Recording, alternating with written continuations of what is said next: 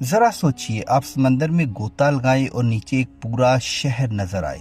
जी हाँ, ये कोई फिल्मी कहानी नहीं बल्कि एक हकीकी जगह है जिसे हजारों साल पहले पानी ने निगल लिया था। इस शहर को दरियाफ्त किया था मशहूर समंदरी माहिर आसार कदीमा निकोलस फ्लेमिंग ने। जब वो यूनान के साहल के करीब गोताखोरी कर रहे थे, अचानक समंदर की तह में उन्हें पत्थरों की सीधी कतारें नजर आई और चंद लम्हों बाद इन पर हकीकत आश्कार हुई कि ये कोई कुदरती चट्टानें नहीं बल्कि एक मुकम्मल शहर था।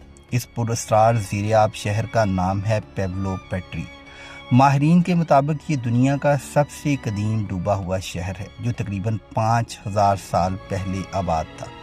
यहाँ बाकायदा सड़कें, घरों के कमरे, आंगन, कब्रें और हत्ता के नक्काशी का निज़ाम तक मौजूद है। हैरत अंगेज़ बात यह है कि समंदर ने इसे तबाह नहीं किया बल्कि वक्त के साथ महफूज कर दिया।